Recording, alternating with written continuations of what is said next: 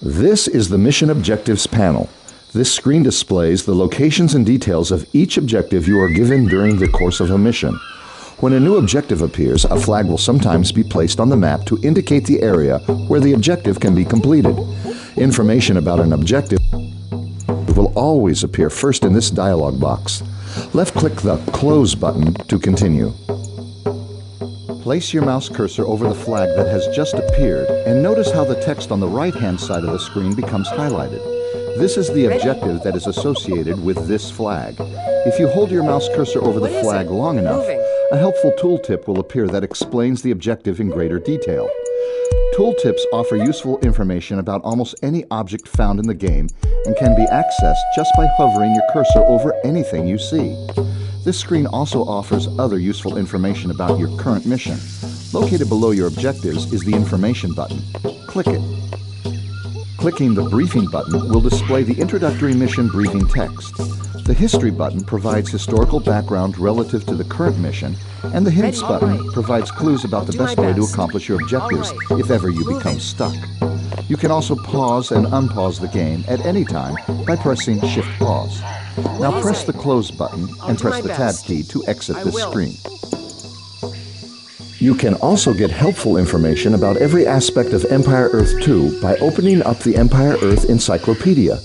Go ahead and open it now by clicking on the icon in the upper right part of the screen. From here you can gain detailed information about any part of the game just by clicking the related topic on the left side of the screen. Feel free to return to browse through the topics as long as you'd like. When you are ready to continue with this tutorial, close the encyclopedia by clicking the large X at the bottom of the screen. What is it? I'll do my best. By going into the Empire Earth Encyclopedia, you have also accomplished an objective. At any point during the scenario, if you are unsure what to do next, you can check your current objectives by going back to the Mission Objectives panel. Left-clicking the Objectives button located to the right of the Epoch display in the top center of the screen will take you there. The Objectives button looks like a flag and flashes whenever your mission objectives are updated. You can also call up previous text messages or voiceovers by pressing the H key. Check your updated mission objectives now by selecting the icon or pressing Alt-O. Your next objective is to select a citizen, so let's go back to the main screen now. Press the Tab key to exit this screen. Ready? Yes? Now, please select one of your citizens by left-clicking on a unit in the middle of the screen. Moving. Very well. Moving. What can I do? Very well. Here, I'll do my best. Good. Now look at the information provided in the Unit Information panel located in the bottom center right portion of your screen. The panel will provide valuable information such as hit points, attack rating, range and speed on any currently selected object. It will also display the unit's current loyalty rating, which is its resistance to being converted by enemy priests. The panel to the left of this one is the Unit Action panel. This lists all the abilities available to the selected object, including construction options, behaviors, special actions, and special powers. Right away. There are also other ways to select units besides left-clicking on them individually. You may also hold down the Shift key while clicking on different units to select a group. Yes? Other ways of selecting groups include holding down the left mouse button and dragging diagonally across the group to create a selection box. Releasing the button selects the units in the box. You may also double-click on a certain type of unit to select all units of that type on screen. Experiment with this now. Ready. Now, with your citizens selected, right-click near the rocks on the screen.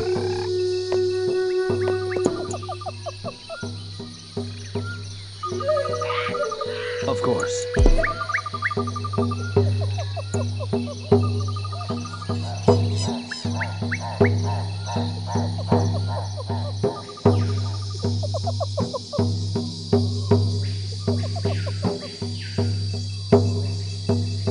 Good. That is the most common method for issuing a movement command in the game.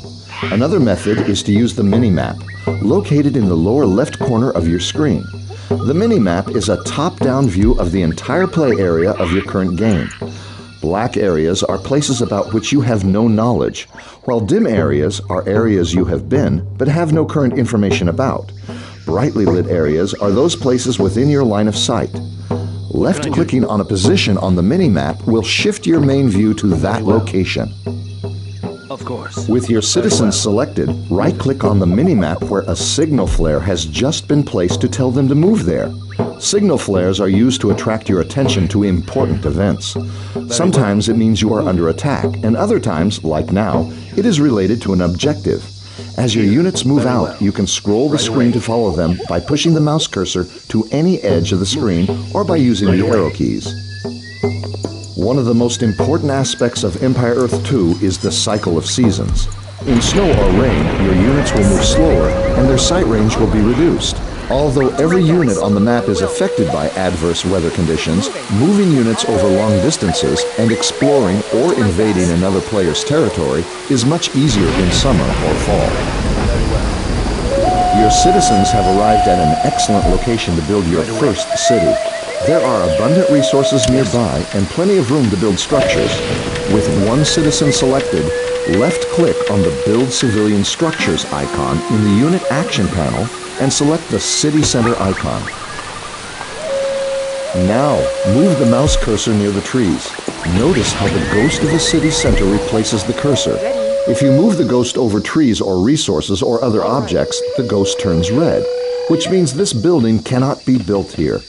One or more icons indicating what the problem with the building placement is will also show up over the building ghost in this case.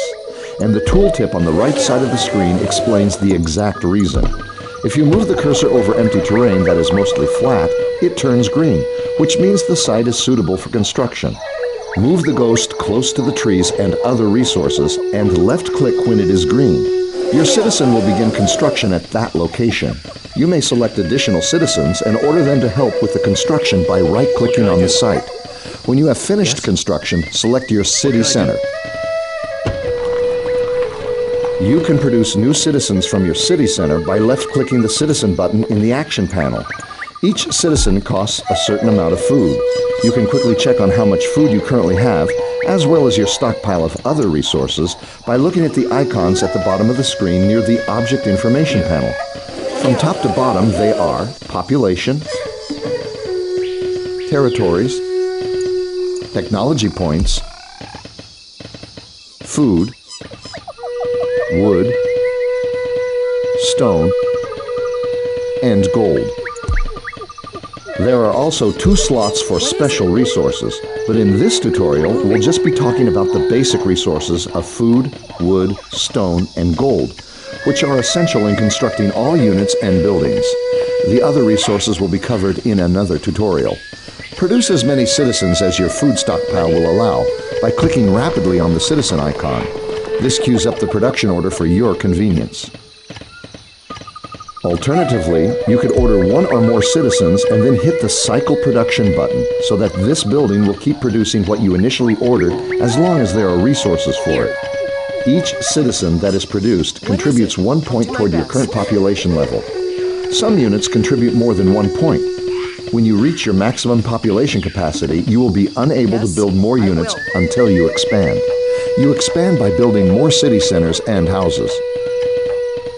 As your citizens are produced, you can order them to collect more food from the nearby forage bush and gold from the nearby gold pile by selecting them and right-clicking on the appropriate resource.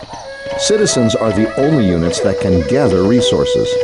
They will gather as much as they can from that resource pile and carry it back to the nearest city center or warehouse that you own. Alternatively, you can select the Set Rally Point icon in the action panel of your city center and then left-click on a nearby resource. Your citizens will now begin to harvest that resource as soon as they are produced. Additionally, you can find and select idle citizens in order to give them tasks by clicking the Idle Citizen button, located second from the left under the minimap.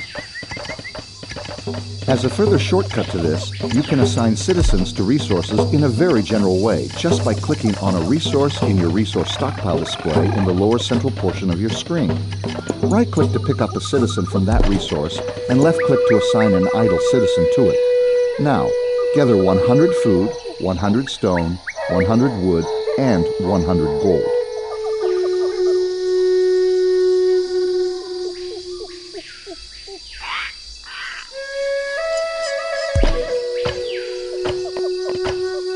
Yes?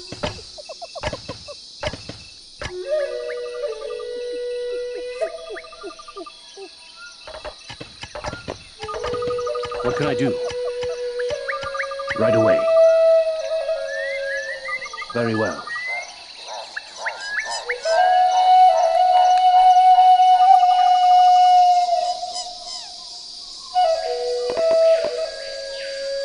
Here, of course. Here, I will. Yes? Yes, right away. Of course. Here, moving. Ready, I'll do my best. Yes? I will. What can I do? What is it? Yes, very well. Of course. Very well. Moving.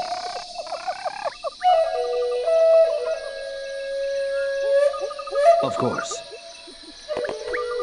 Moving. Excellent. Now select your city center again and produce a scout.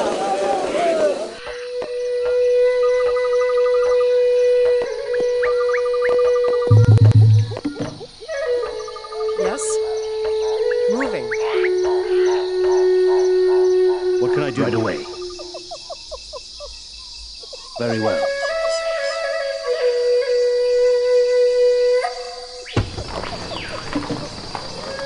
Order your scout to explore the area by selecting him and left-clicking the Explore button in his action panel. Units on Explore will try to reveal as much of the map as they can to the exclusion of any other task. This means they won't respond when attacked, so be careful who you choose to send out exploring. You can also choose to send a unit on a search and destroy mission. This setting also sends a unit to explore the map, except it makes the unit immediately engage the first hostile unit it sees until either one is dead. More powerful units than the scout are usually tasked with search and destroy.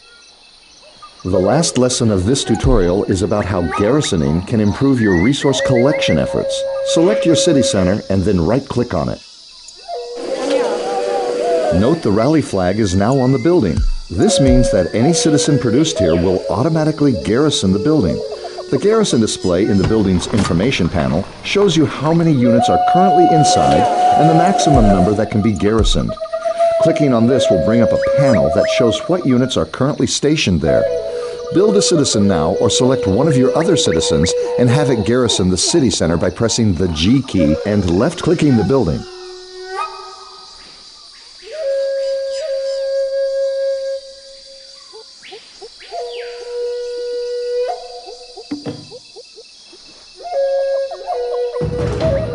The information panel on the city center has now changed to show the new garrison level. As a result of garrisoning, all resources dropped off at this city center will have a percentage bonus applied to them as they enter your stockpile. The greater the garrison level, the greater the bonus. Congratulations on completing the first tutorial. The Aztecs have made their home and claimed their territory. They are well on their way to building a lasting empire that will be known for its wealth, culture, and power. Congratulations on finishing the first Empire Earth 2 tutorial.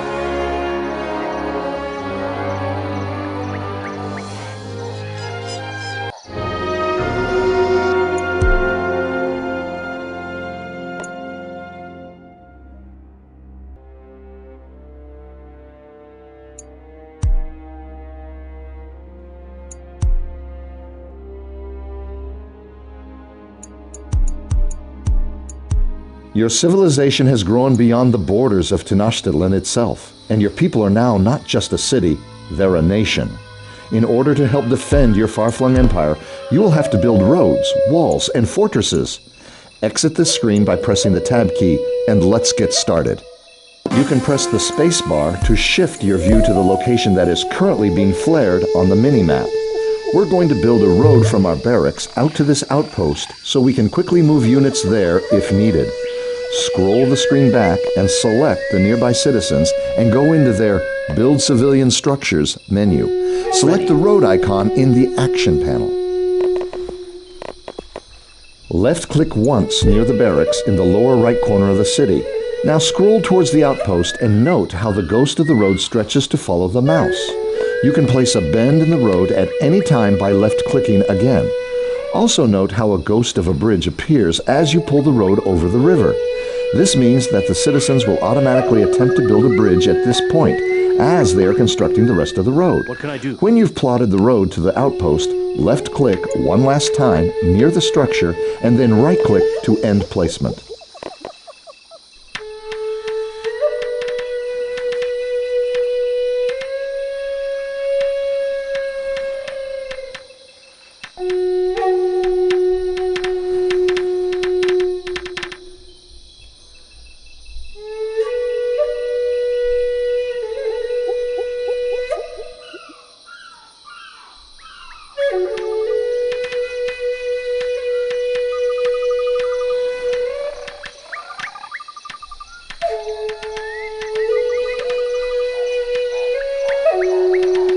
Let's go back and look at some of our military units standing near the city center.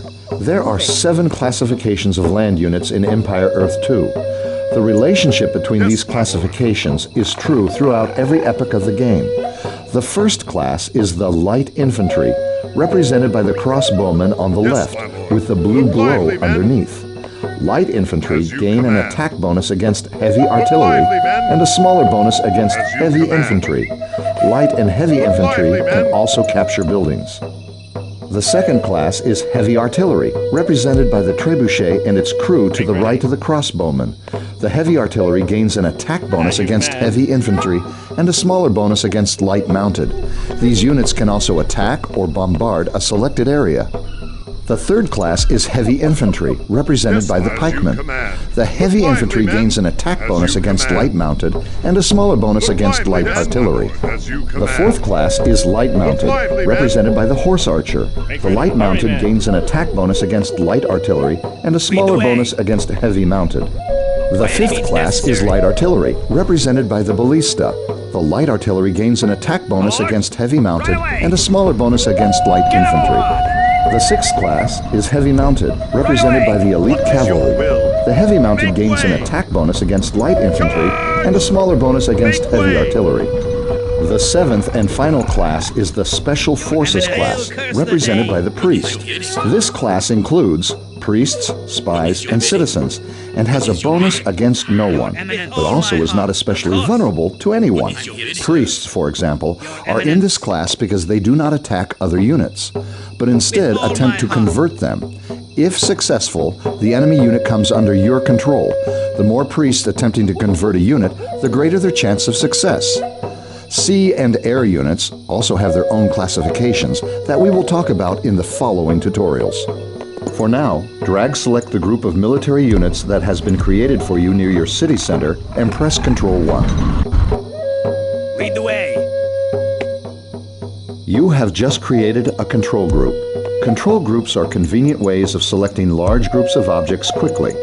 Now, anytime you press 1, this group will automatically be selected. Some things you can do with your military units is to set their formation and stance. Click the Formation button in the Action panel and select the Wedge Formation. Formations in Empire Earth 2 help keep groups of units fighting together instead of getting spread too thin. Each formation has a different way of arranging units, depending on the formation's main purpose. The wedge, for instance, is generally better at attacking than the phalanx. Now select the stance icon in the Action panel to assign a certain behavior type to these troops. Aggressive behavior will tell these units to attack and pursue any enemy they see. Defensive behavior will tell them to attack enemies they see, but not to pursue. Hold position will tell them to only attack enemies within range, but never to move from their location. Hold fire will tell them to never fire on anyone and never to move. Finally, cautious behavior will tell them to flee from enemies if attacked. For now, just leave it on defensive and move them closer to the barracks.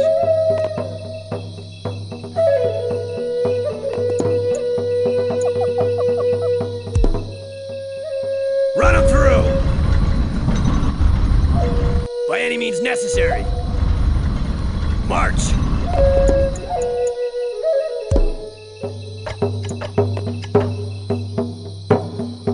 By any means necessary. Run them through!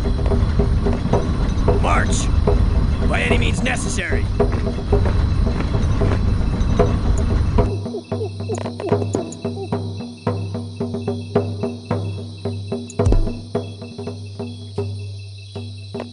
Run them through!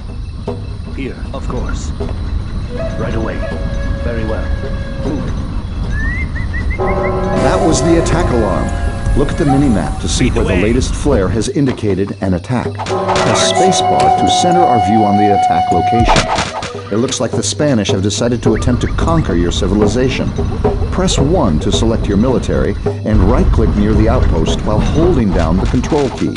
This instructs your units to move to the location while attacking any enemies they encounter along the way. Press 1 twice to center your view on the control group.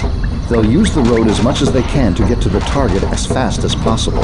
When they arrive, right-click on the Spanish and watch your forces attack in formation.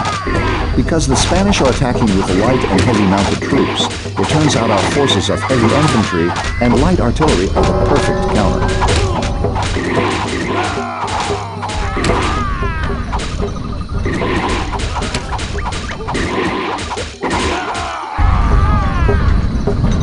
Great work! You have defeated the Spanish incursion. It's time to make sure they'll stay away. Select the citizens that built the road to the outpost and click on the Build Wall icon under Build Military Structures. You can place walls just like roads. Go ahead and connect the two wall sections by your outpost. Don't forget to right-click to finish placement. When the citizens finish building the wall, we'll make a gate and some towers. Lead the way, by any means necessary.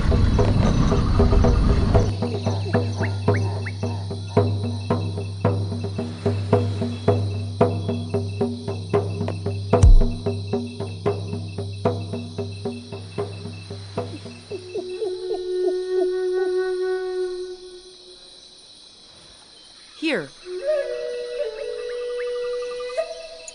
Lead the way. My lord! Lead the way.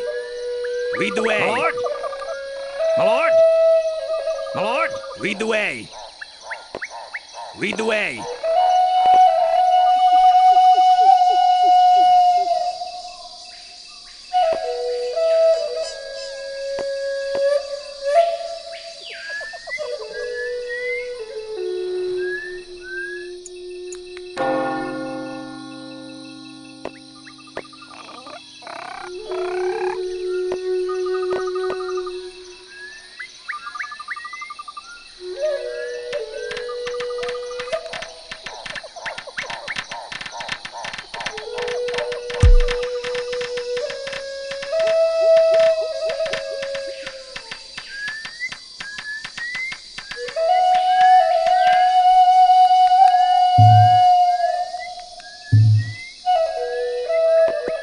Great! Ready. Now select one of the pieces of the wall that looks like a tower. Click the Upgrade to Tower very well. button in the Action panel. This piece will now undergo a short period of reconstruction and will become a strong point on the wall, which can be garrisoned to increase its attack rating against approaching enemies. Ready.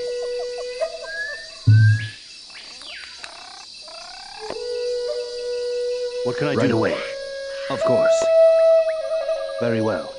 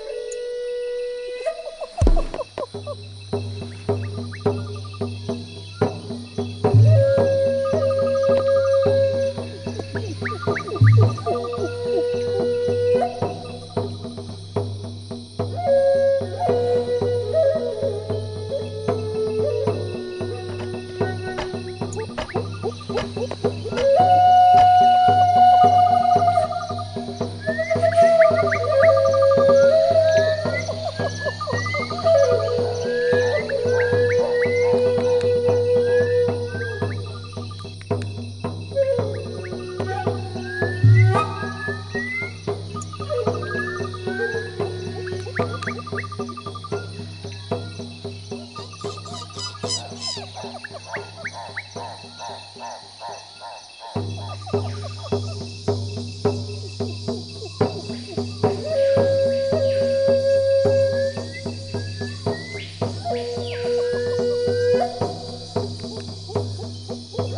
on a regular wall piece and select the Upgrade to Gate button. This will force several segments of wall to change into a gate, allowing you to move your units easily through your fortifications while denying entrance to enemies. Palisades are another type of wall citizens can build. Palisades are weaker and don't have any towers, but they are a cheap form of defense and will also allow gates.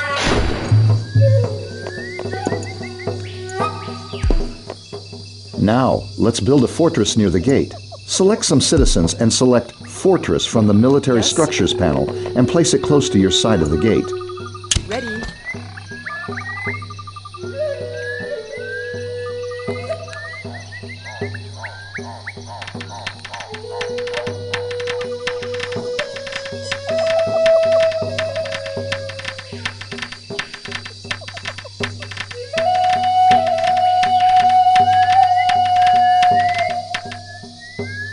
Fortresses are strong defensive structures that attack enemies within range.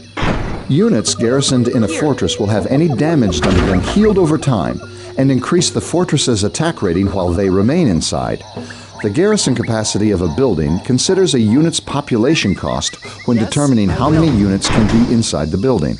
So, for instance, twice as many infantry units can be garrisoned than mounted units. Lead the way. You can also use either a fortress or a city center to call an emergency by clicking the emergency icon in the building's action panel. This will automatically task the citizens in the same territory to garrison within the nearest fortress or city center. Clicking the same button again then sends them back to whatever they were doing. Go back to your city and select the pikeman standing near your barracks. Notice the icon in the lower right corner of his action panel. This is the patrol action button, and it is used to tell a unit or group of units to set a patrol path. Set a patrol path by clicking the button and left-clicking on the main map to set a series of waypoints you wish the unit to patrol. Right-clicking ends waypoint placement and sends the unit on his route. Now look at the icon just above the patrol icon. This shows the current training level of all pikemen in your army. You can upgrade his training level from regular to veteran and from veteran to elite by clicking this button and paying the associated resource cost. This increases many of the unit's attributes, such as attack rating and hit points, and applies to all the pikemen you currently own and will build in the future. This training is lost when the pikeman upgrades to become halberdiers in future epochs, so it is important to know how long you plan on using a certain unit before deciding to train it. When you are ready to continue, select the Great Pyramid of Tenochtitlan at the location currently being flared. This is one of the wonders of Empire Earth 2, a special set of buildings that have unique properties. Each regional group of civilizations has a wonder unique to their culture that they can build throughout the game.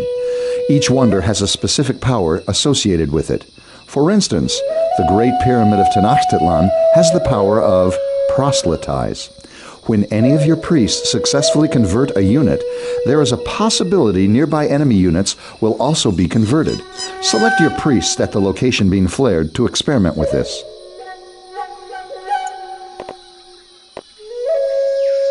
Your Eminence.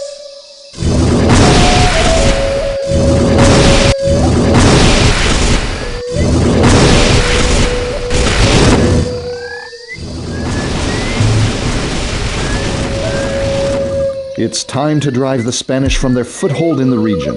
More troops have been created for you near your outpost, and the location of the enemy's base has been revealed. Drag select your military and control right-click near the enemy city center. You can add all these units to Control Group 1 by having them selected and simply pressing Control 1 again if you wish. Get lively, men!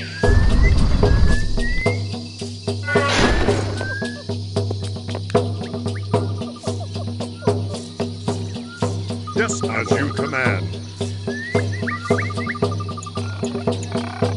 Look lively, men!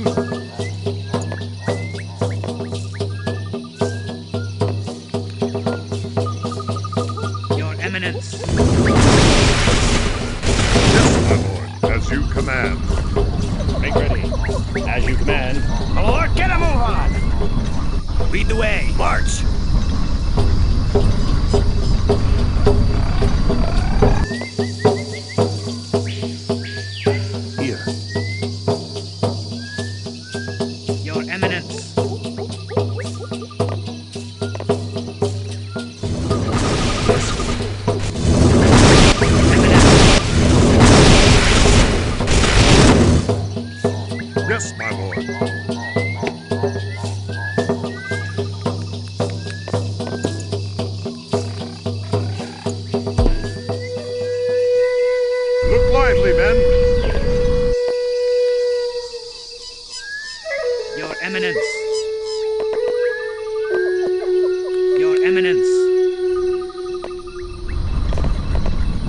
command. Look lively, men. As you command. Look lively, men. As you command. Look lively, men. As you command. Look lively, men. As you command.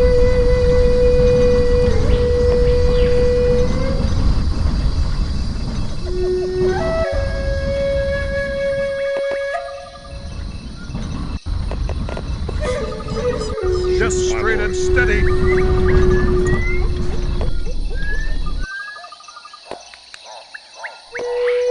Make ready. Hurry, men. My lord! My lord! Right away!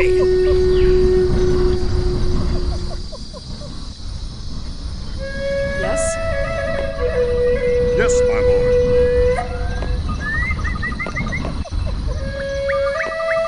Take a look at the unit icons in the unit information display. This shows you how many and what types of units you currently have selected. While they're underway, select the pikeman icon and then select the capture button in the pikeman's action panel. Put the cursor over the enemy's city center and left click. This will order the pikemen to capture the city, while everyone else will attack any defenders.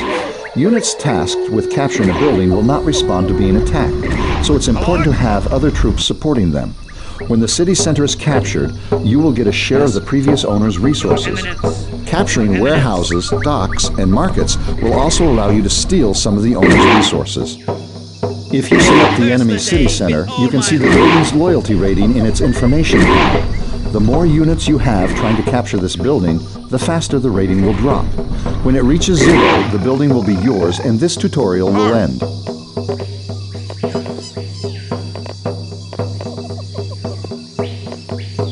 My sovereign wills it. Lead the way! Lead the way! Yes, my lord. As you command. My lord! Your Eminence! Of course! Your Eminence! Lead the way! Eminence!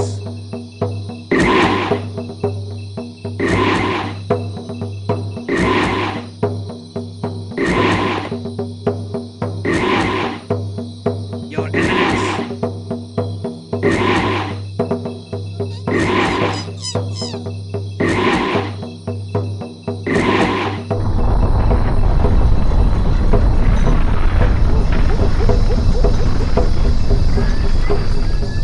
Lead the way!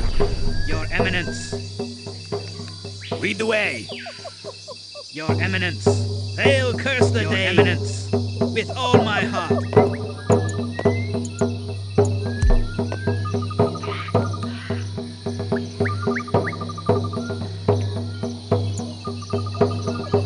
Hark! Consider it done.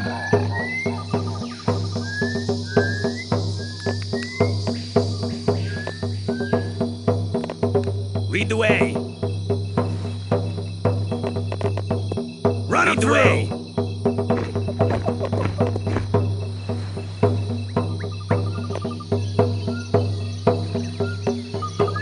Ready. To arms.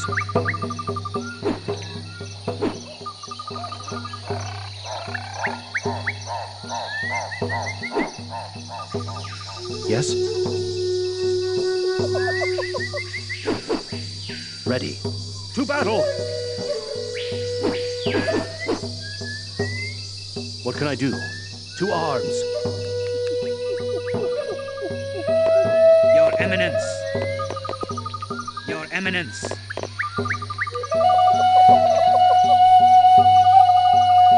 My lord, right away!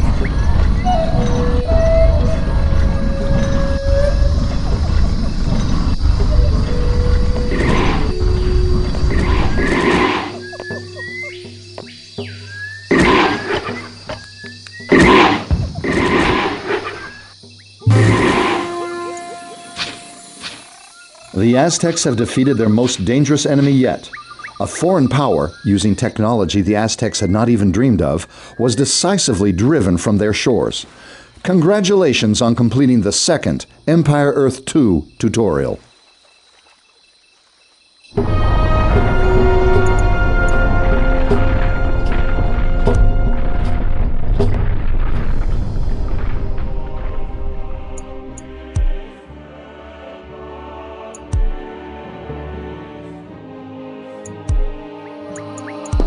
The Aztec people have flourished, and their many territories are developed and secure.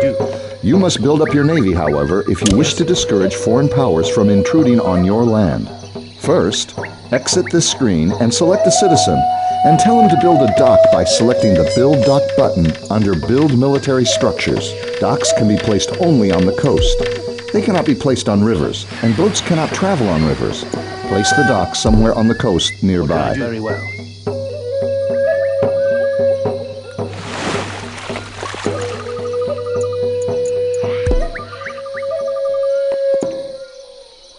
Good. Now select your dock and look at the action panel to see what you can build there. The top row shows the fighting ships you can build: the Carrack, the ship of the line, and the privateer. The Carrack is good at fighting the ship of the line, while the ship of the line is good against the privateer, and the privateer does well against the Carrack. Unlike land units, the combat relationships between sea units changes over time, so be sure to consult the Empire Earth Encyclopedia to see more about navies of other time periods. The second row of buttons shows the non-combat ships: the whaling ship, trading cog, and cargo ship. The whaling ship is used to harvest fish from the sea, the same way a citizen harvests food from a forage bush, while the trading cog can earn gold by trading with other docks, and the cargo ship can transport land units across water. Select the ships nearby and control right-click near the island that has been revealed on your mini-map. Toe the line.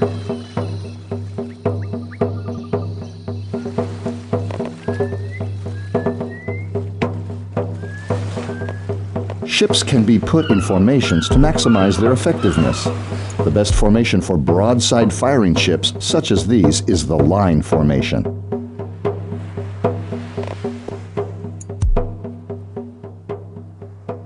You have encountered a fleet of pirate vessels. Destroy them. It is usually best to try to focus your fire on one target at a time. With your unit selected, you can hold down the Shift key and right-click on enemy units to queue up the units you wish to be attacked after the first target is destroyed.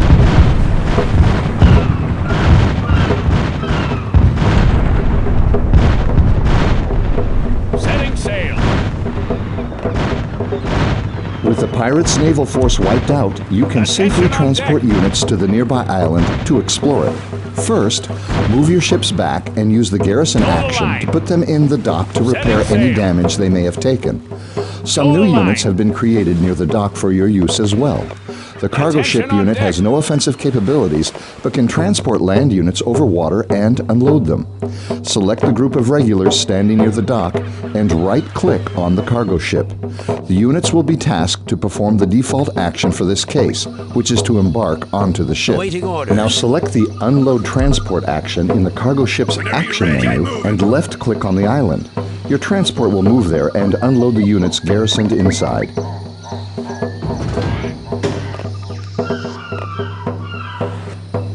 Awaiting orders.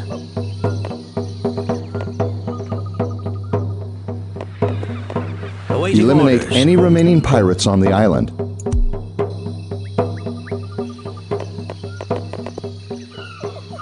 Awaiting orders. Aye, Captain. On course.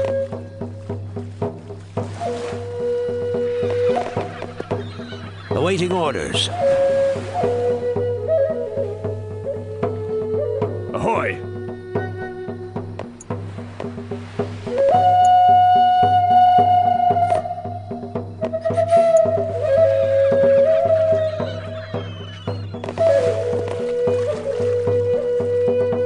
Attention on deck! Awaiting orders. Awaiting orders.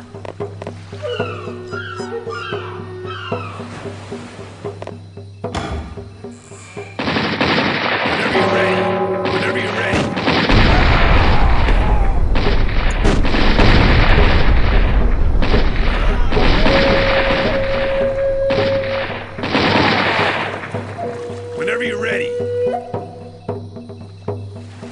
With the pirate threat dealt with for now, we can turn our attention to our neighbors at the top of the map. Since we can't be sure of the Americans' intentions, we should improve our base defenses a little. Go to the warehouse that is being signaled on the mini-map and select the citizens standing near it. Under Build Military Structures, select Build Outpost and place it somewhere near the warehouse. Since this is an important resource collection center, the outpost will help defend it.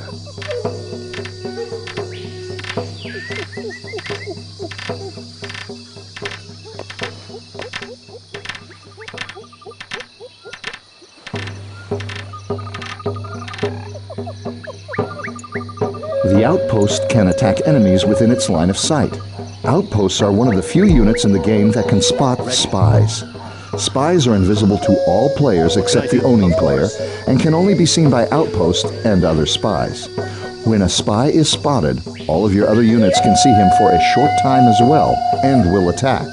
Spies are always considered hostile targets, no matter which player they belong to. Let's build a spy of our own. Go to the area being signaled on your map and select the university.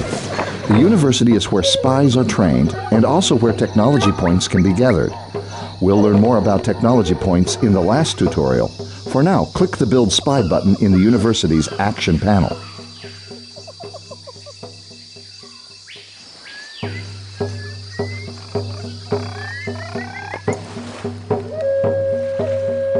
Whenever you're ready, for king and country, get moving!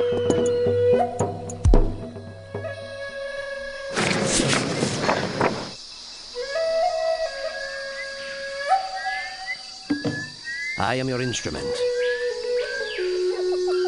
Leave it to me. He who The hesitates spy is has no lost. attack capabilities, but he does have a set of special powers that make him very useful in infiltration and sabotage. Let's do a Gather Intelligence mission against the American player. Select the spy and choose the Gather Intelligence action from his action panel, and left-click on the city center that has just been revealed near the top of the map.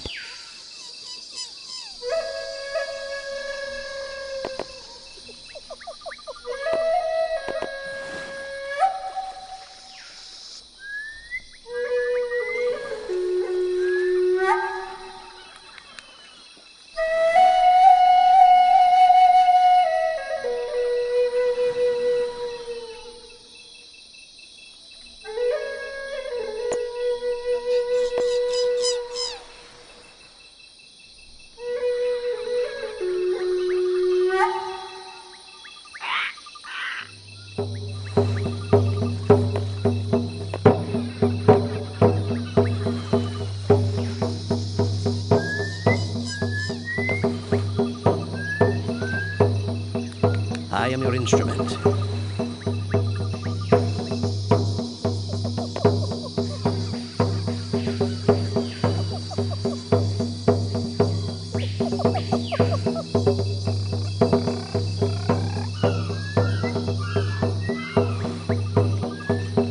Well, it turns out the Americans had a second base we didn't know about. A successful Gather Intelligence mission carried out against a building reveals the location of all buildings of that type the player owns. It's useful in planning precision strikes or gauging the relative strength of another player.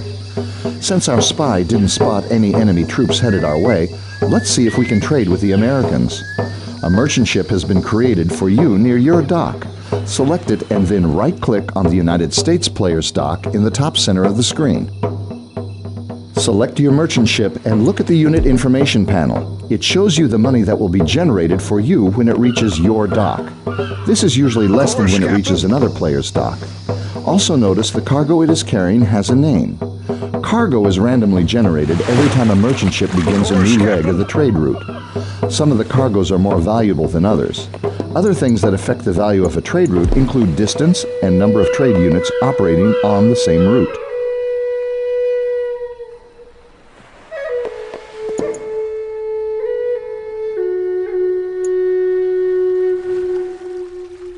Markets work the same way and can produce land trade units. Select your market and right-click on the United States Player's Market, which is located near where his dock is. This will place a rally flag directly on that player's market. A rally flag tells the units produced from this building where to go when they are created. In the case of the market, this flag will tell the trade unit to immediately create a trade route with the targeted market. The other actions that can be performed at the market are direct buying and selling of resources. The gold resource is the exchange currency, and it is used to purchase other resources. As you buy and sell resources, their worth in your empire fluctuates based on your transactions, in accordance with the laws of supply and demand. The more you buy of a resource, the more it costs. The more you sell, the cheaper it becomes. Buttons with green arrows are for buying resources. Buttons with red arrows are for selling resources. The asking price in gold is listed on each button. Now, let's produce a trade cart to start a land trade with the Americans.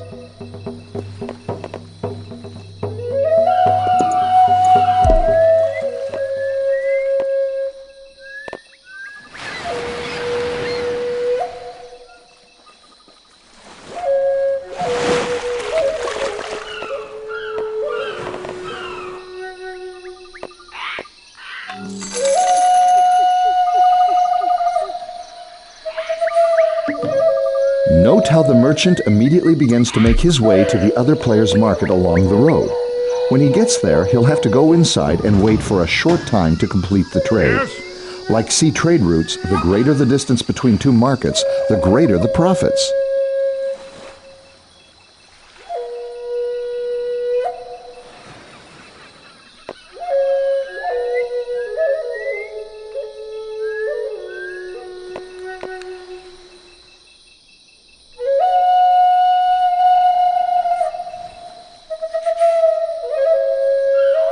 With a close trading relationship forming with the United States, the Aztecs looked forward to a bright future with their new friends. Never again would foreign powers threaten their two countries' development and prosperity. Congratulations on finishing the third Empire Earth 2 tutorial.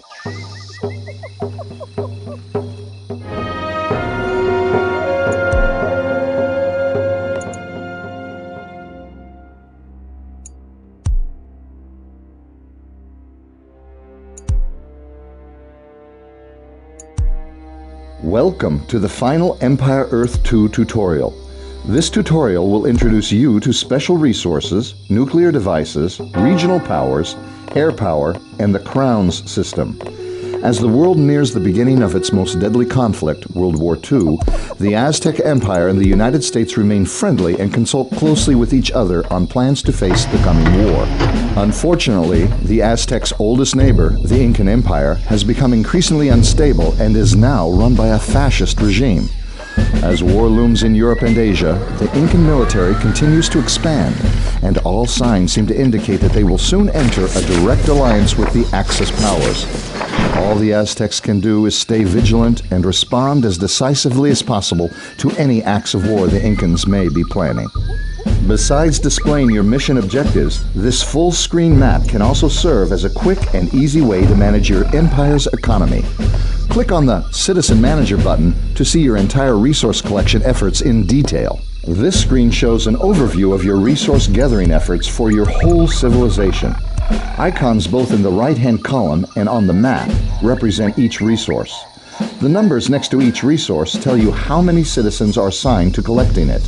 Idle citizens are attached to your cursor and can quickly be assigned to a resource by left-clicking a specific one on the map, or by left-clicking a type of resource, such as wood, in the panel to the right. Right-clicking a resource takes citizens off and adds them to your idle citizen pool. It is also possible to order the construction of certain resource collection buildings from this screen. The farm, for instance, can be built to harvest food. The oil derrick can be constructed to drill for oil. Oil is one of the special resources mentioned earlier. Special resources appear and disappear throughout the different epochs of the game. In early epochs, you can harvest resources like tin and iron to help build military units. But in later epochs, you'll have to construct special buildings like the oil derrick. Go ahead and build an oil derrick now. You can click the button on this screen and move your cursor over any oil resource on the map, and left-click to place it. An idle citizen will be sent to build it. Once it is built, any citizens that were constructing it will automatically garrison inside. An oil derrick gathers no oil unless it is garrisoned. The more citizens garrisoned, the faster the oil is gathered. You will now accumulate oil at a steady rate. Another type of resource that requires a special building in order to be gathered is technology. If you assign some citizens to the Tech Points resource in the right-hand panel, those citizens will move to the nearest university and garrison it. Tech Points are critical to researching technologies and moving your civilization forward through the epochs. Press the Tab key to exit this screen when you are ready to continue. Open the Tech Tree to see what technologies are available to be researched this epoch. Every epoch has 12 technologies that can be researched. These are broken up into 3 categories that relate to different aspects of the game. Military technologies occupy the top row and relate mainly to the attributes of military units. Economic technologies occupy the middle row and relate to resource collection and construction costs. Imperial technologies occupy the bottom row and relate to the attributes of special forces and some of your civilization's overall characteristics. Each technology gives a special bonus which you can see by placing your cursor over one until the tooltip appears. Researching technologies is how you'll spend your tech points, but you'll also spend them on advancing to the next epoch to open up new technologies.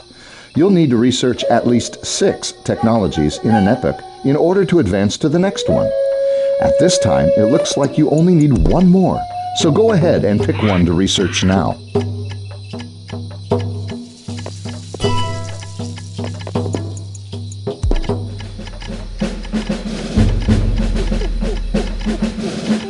Here.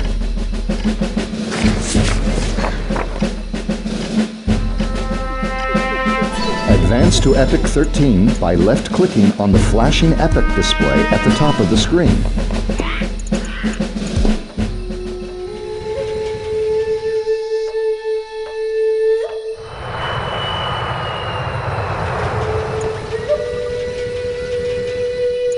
All of the new technologies of Epoch 13 have replaced those of Epoch 12 in the tech tree, but you still retain the bonuses from the technologies you have researched. However, the technologies that were left unresearched are now unavailable, so it is always a good idea to think carefully about when to epoch up and when to keep researching. Gathering special resources and researching technologies are good ways of making your civilization stronger.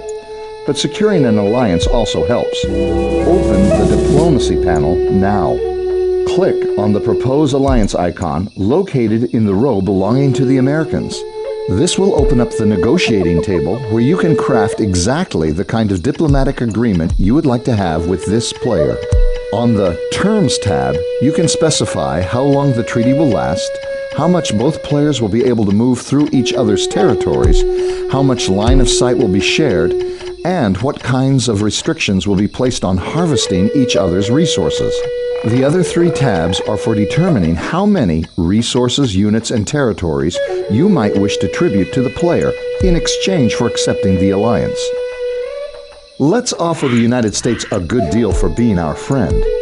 Make sure the Terms tab is selected and set the border permissions to trade. This will prevent any units besides trade units from crossing into each other's territory. Now, go to the Units tab and press the Select button. The Diplomacy menu goes away, but your treaty offer has not disappeared. It's just waiting for you to select which units you wish to tribute in the proposal. Select a citizen and click the Diplomacy button again, and you'll see the selected citizen is now included in the deal. Ready. Finally, go to the Territories tab and select your territory that borders the United States player. An icon appears on that territory, indicating it will also be included in the deal. When a territory is given to another player, all buildings on that territory are given over as well. Now, click the Send button and then exit the menu by clicking on the Close button. It seems the Americans have another kind of treaty in mind. Enter the Diplomacy menu again and click View Proposal to see the Americans' counter offer. When a player makes a counter proposal, you can easily see what that player changed by looking at anything highlighted in red. In this case, the only thing that has changed is that he has made a modest demand of resources. Click Accept to accept the treaty as it is and formalize the alliance. Excellent. Now let's look to our frontier. Go to where the signal flare has just appeared by pressing the spacebar and select the outpost there.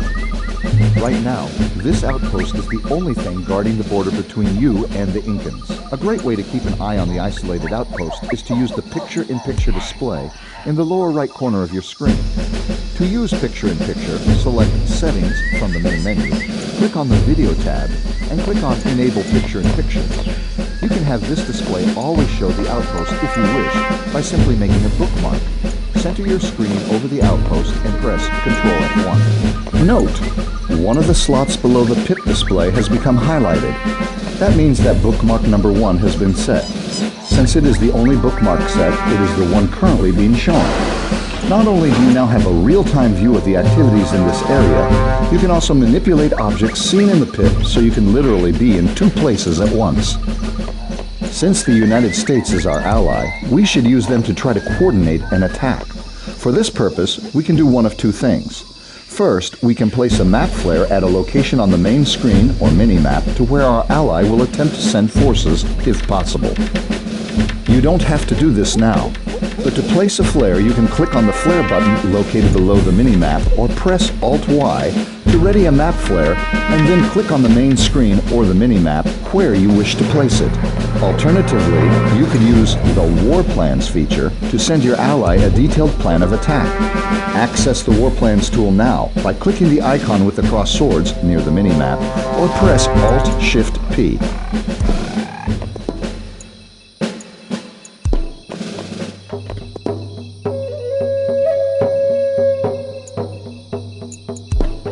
From here, you can draw a set of directions and specify an objective on the map and send it to an ally for their consideration.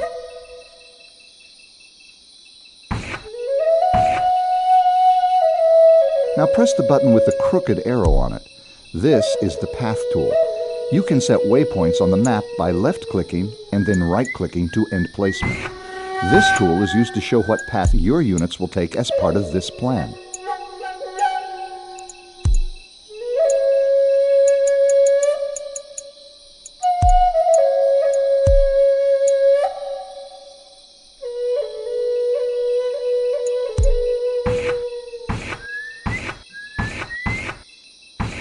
Now click the Create Target Point button and left-click on the map to indicate a focused target point for this plan.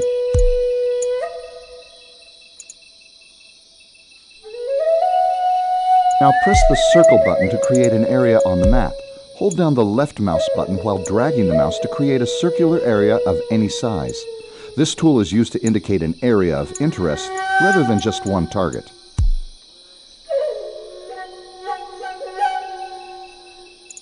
All of the items created so far will show up on the mini-map on the main screen, if they are part of a currently accepted or sent plan.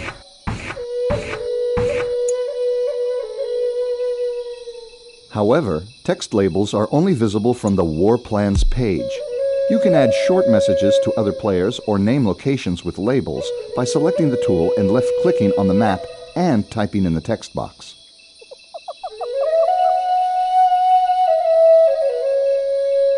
You can also manipulate anything you have drawn so far by using the Select Element button. Select this button and click and drag any element you have created to move it to another location.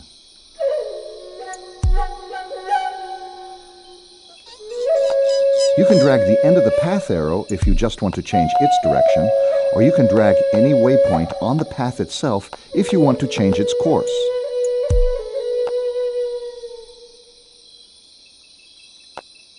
You can also resize the circle you made by clicking and dragging its edge.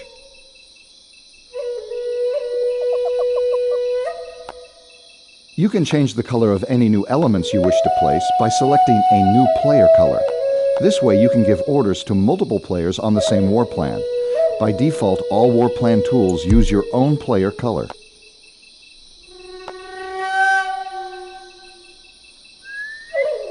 Now select the USA player's color and select the Path button and create a path on the map that you wish your ally to follow while executing this war plan.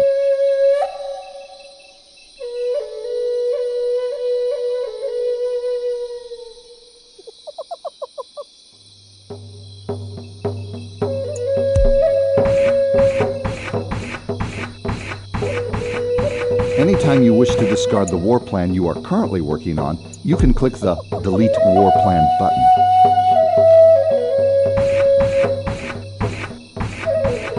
When another player sends you a war plan, you will receive a text message at the top of the screen and their name will highlight and flash on the panel on the right.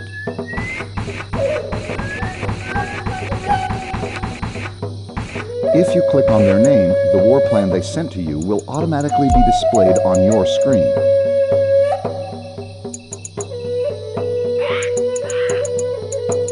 If that player has sent you more than one war plan, you can click on a drop-down box next to the player's name to select which one you wish to view.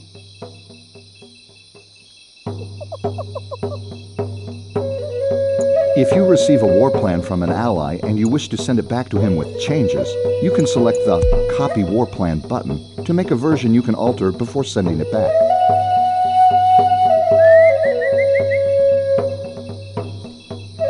When you are finished creating or modifying a war plan, you can quickly send it to all of your allies at once by pressing the Send to Allies button. However, sometimes you may not want all of your allies to see your plans.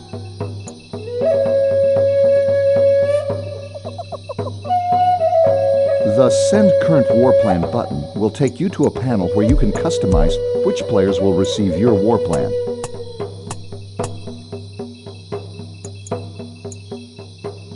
Now press the Send the Current Plan button and choose the United States player and click Send. Your ally will do his best to comply with your request. But remember, as with human allies, computer allies don't always do things the way you plan.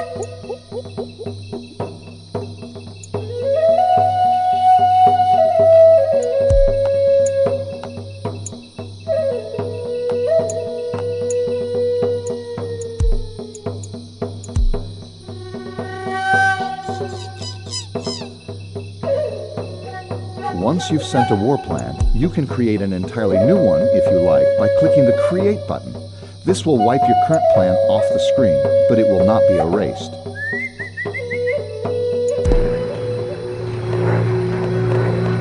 You can go back to viewing your original plan by deleting the one you're currently working on, or by sending it and selecting the old one from the drop-down box next to your player name.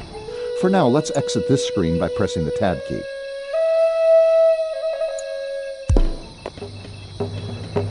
As our ally prepares to execute the war plan, let's do a bombing run. Select the airport being signaled on the map.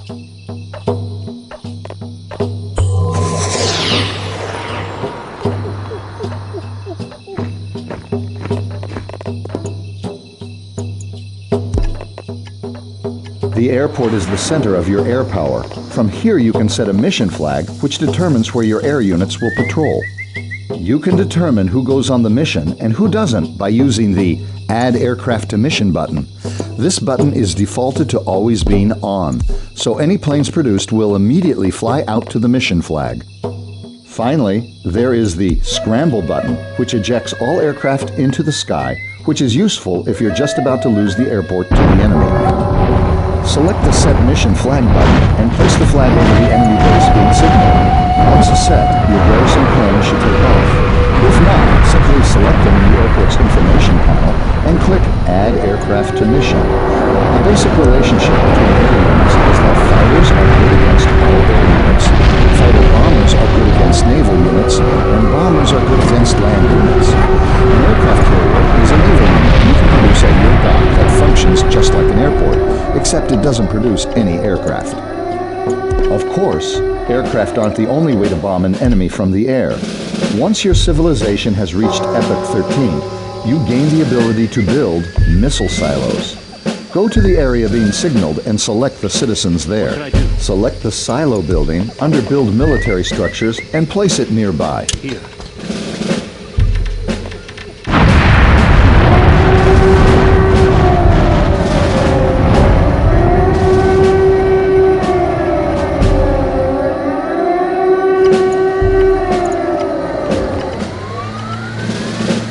Now, select the silo.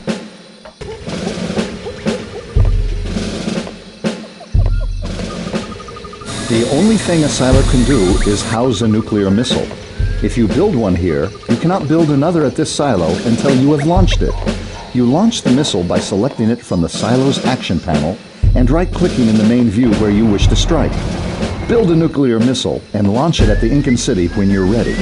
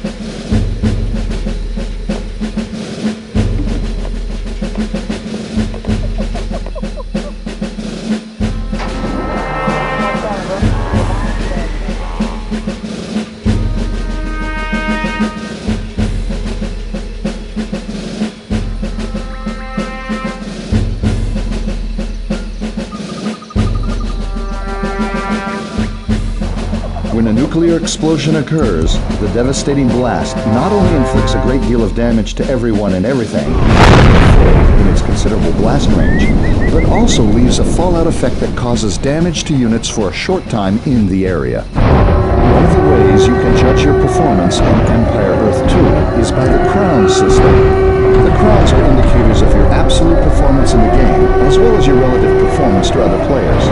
There are 3 crowns: military, imperial, and economic.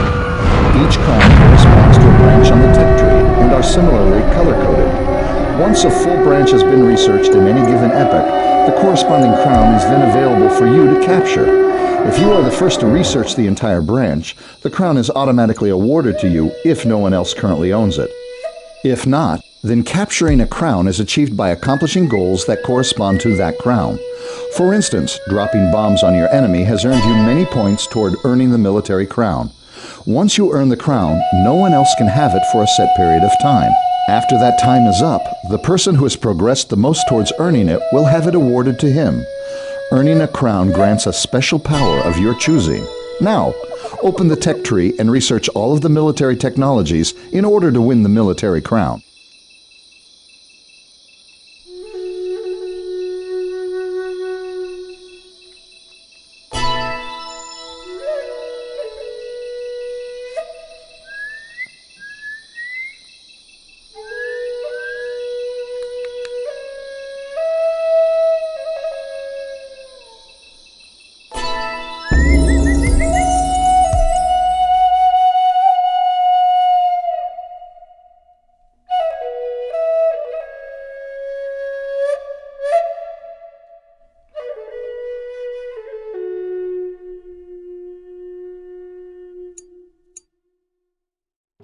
Congratulations!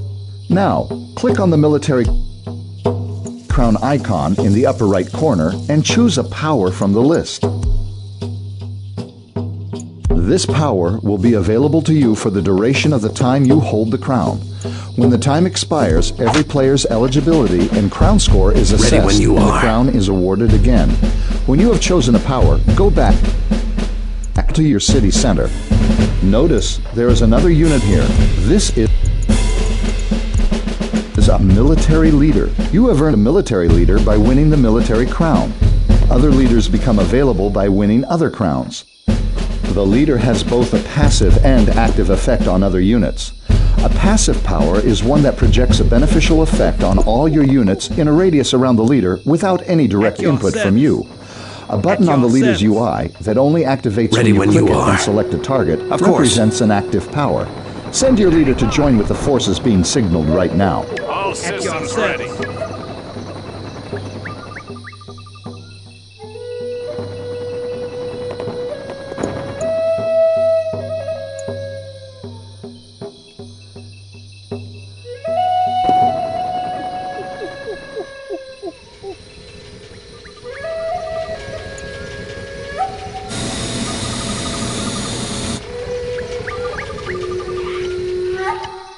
Notice the blue glow on your troops near your leader.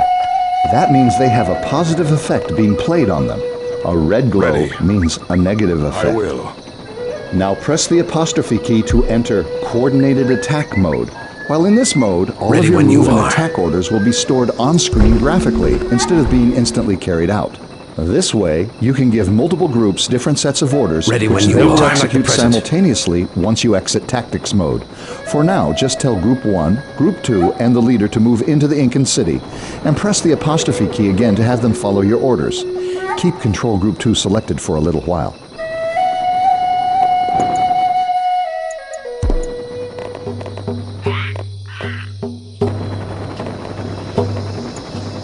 Ready when The you unit are. icon flashing in the unit information panel. We'll talk about the characteristics of different civilizations. This is the Aztec's unique Of unit course. for epochs 11 through 15. He operates like a Ready medic, when you are. automatically healing your wounded units as he comes across them. Each civilization has a unique time like the unit that present. they can build, and each one changes from the early game to the late. Each civilization has other things that make it distinct from one another, but civilizations also fall into regional groups. The Aztecs, for example, share some things in common with the Incans because they are both part of the Mesoamerican region. For instance, both share the same regional power. Place your cursor over the flashing icon to get details about this Ready when you power. are. This is the Mesoamerican relate My objective is power clear. of cloning.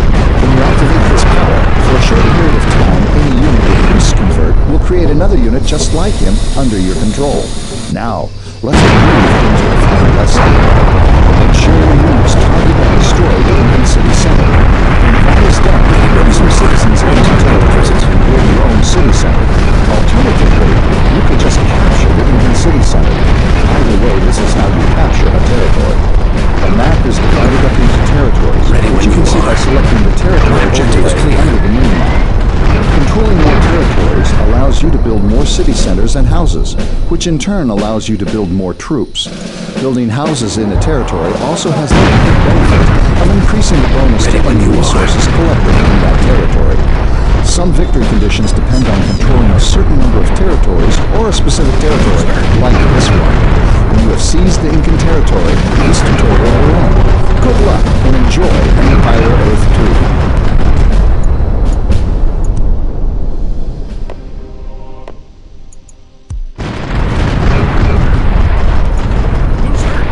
Yes, sir. Affirmative. Sir, yes, sir.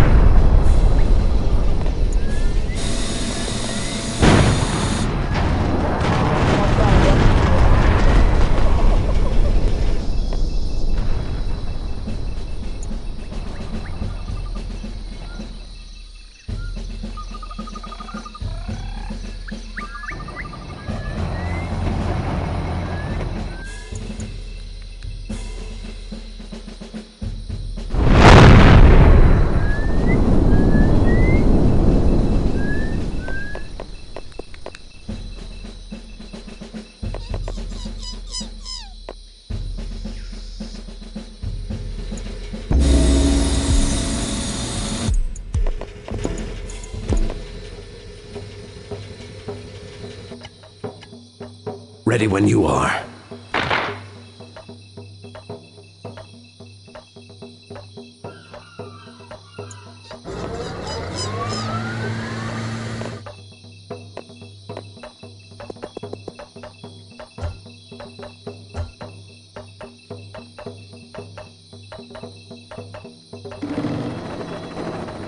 Waiting for orders. Waiting for orders.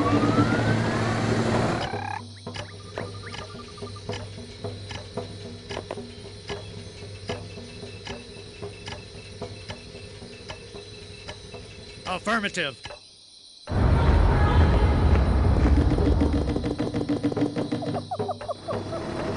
Waiting for orders. Mission updated. Ready. A fine plan.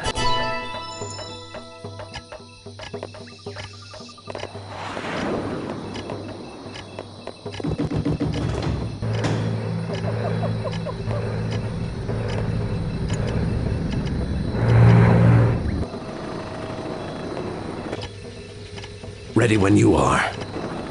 No time like the present.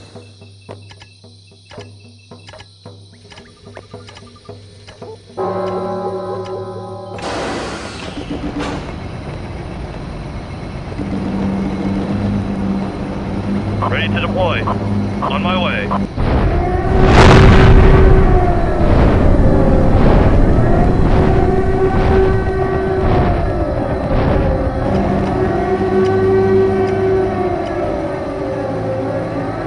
Ready when you are.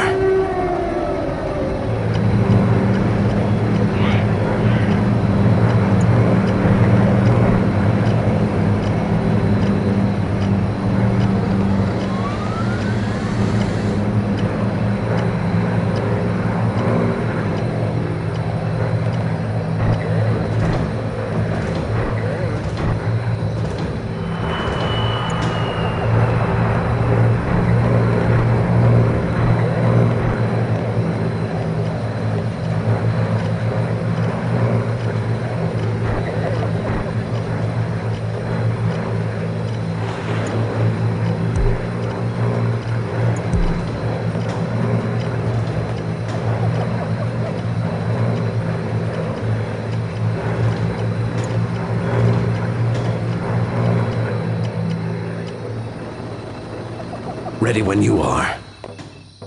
Of course. Here. What is it?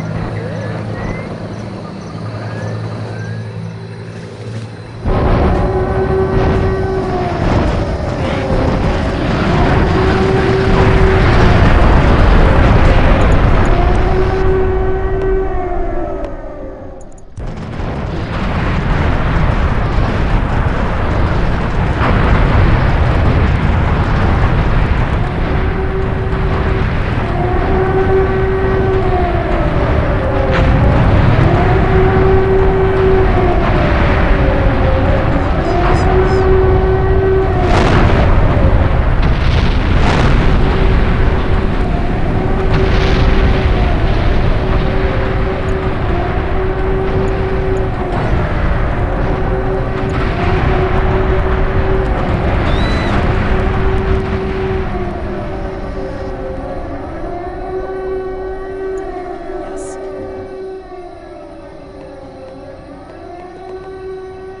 Here.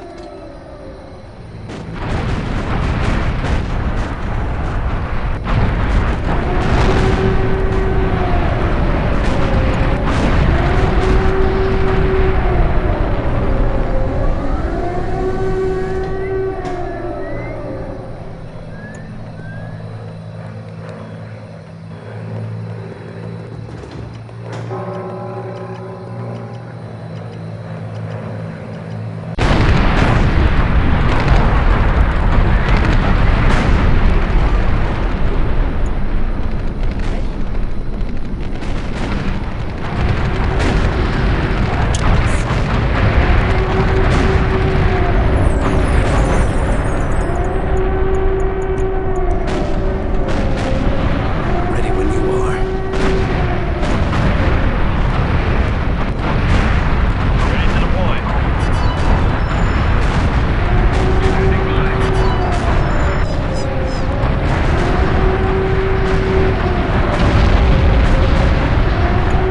Ready when you are. No time like the present.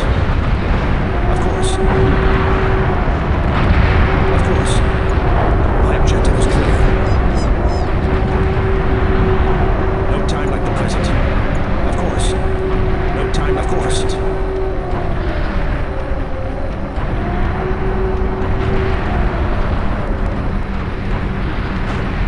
My objective is clear. No time like the present.